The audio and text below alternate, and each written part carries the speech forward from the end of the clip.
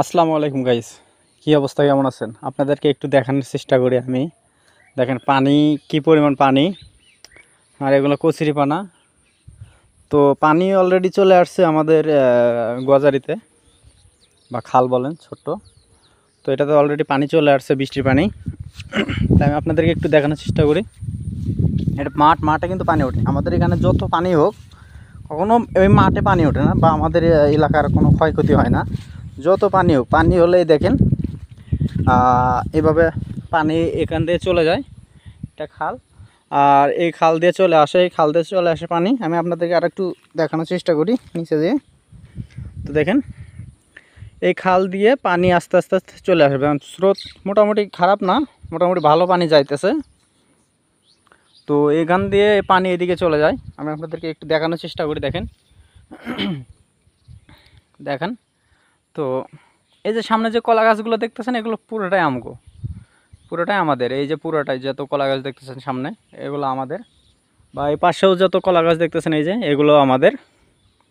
তো পানি দেখেন কি পরিমাণ পানি, অনেক পানি চলে আসছে আমাদের এতে। রাতে বৃষ্টি হয়েছে, আজ 3-4 দিন ধরে বৃষ্টি হইতেছে টুকটাক। তো সেই বৃষ্টির পানি এগুলা। তাছাড়া এমনিতে বন্যার পানি আমাদের এদিকে আসে না, বা বন্যার পানি আসলেও আমাদের এদিকে কোনো ক্ষয়ক্ষতি হয় না, বা আসলেও 2-1 দিনের ভিতরে চলে যায়। তো এগুলো হলো পানির পরিস্থিতি। দেখেন আপনাদেরকে একটু দেখানোর চেষ্টা করি।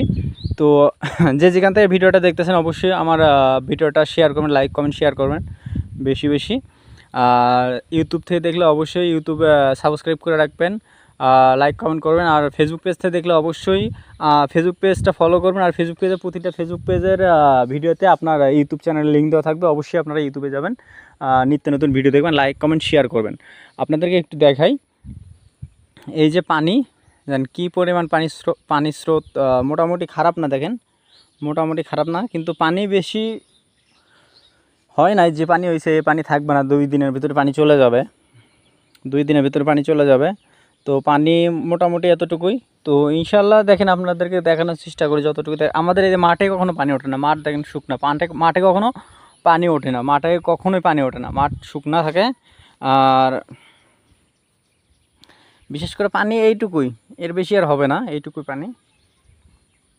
এই জন্য একটা মনে হয় মাছ নড়ে, টুকটাক মাছ মনে হয় থাকতে পারে, কিন্তু আমি কখনো মাছের জন্য আমি কখনো এই পানিতে নামি না, কখনোই নামি না।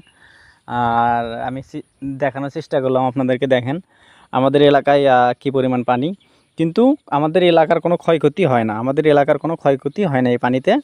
তো আপনারা যেখান থেকে দেখতেছেন ভিডিওটা, লাইক কমেন্ট শেয়ার করুন বেশি বেশি, ফলো করবেন। তো গাইস দেখেন কি অবস্থা।